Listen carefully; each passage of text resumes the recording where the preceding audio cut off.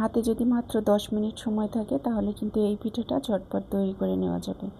তো আজকে আমি অল্প উপকরণে একটা মজাদার পিঠার রেসিপি শেয়ার করব। তো এর জন্য প্রথমে একটা ডিম নিয়ে নিয়েছি। ডিমটা নর্মাল টেম্পারেচারে ছিল। এখন হাফ কাপের কম এখানে চিনি দিয়েছি। যেহেতু আমি একটা ডিম দিয়ে পিঠাটা তৈরি করব, এই জন্য চিনির পরিমাণটাও কম দিয়েছি। ডিম আর চিনিটা খুব ভালোভাবে হ্যান্ড উইক্স দিয়ে মিশিয়ে নিব। চিনিটা যখন গলে যাবে, এখন আমি এখানে দিয়ে দিচ্ছি ভ্যানিলা এসেন্স। এরপর এখানে 2 টেবিল চামচ এখানে রান্নার যে রেগুলার তেলটা আছে সেটা আমি দিয়ে দিচ্ছি।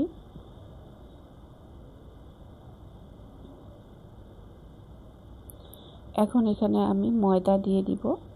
প্রথমে এখানে আমি 1 কাপ ময়দার একটু কম দিয়েছি। তো ভালোভাবে মিশিয়ে নেব। একবারে দেওয়া যাবে না, একটু একটু করে দিয়ে একটা শক্ত ডোর মতো তৈরি করে নিব।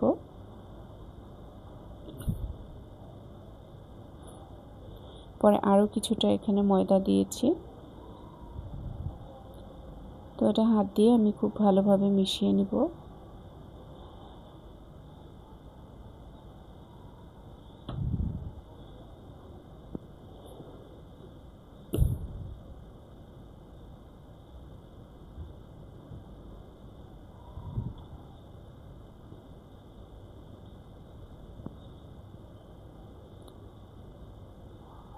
তো এখন আমি ডিজাইনটা করে নিব। তো প্রথমে একটু ডো নিয়েছি, এভাবে হাত দিয়ে চেপে আমি একটা চামচের পিছনের অংশটা দিয়ে ডিজাইনটা করে নিব।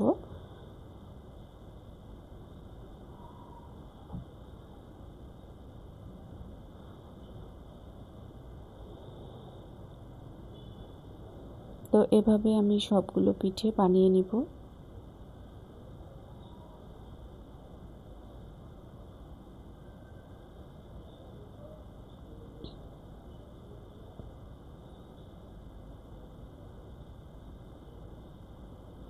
এখন একটা পাতিলে তেল গরম করতে দিয়েছি। তেলটা হালকা গরম হলে কিন্তু পিঠাটা দিয়ে দিতে হবে। তা আমার তেলটা একটু বেশি গরম হয়েছে।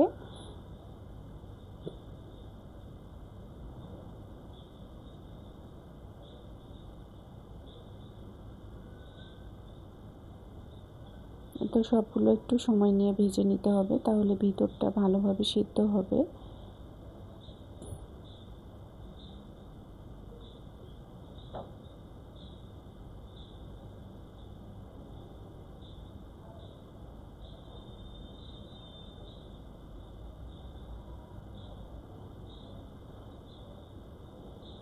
তো সুন্দর একটা কালার চলে এসেছে। এখন আমি পিঠেগুলো নামিয়ে নিব।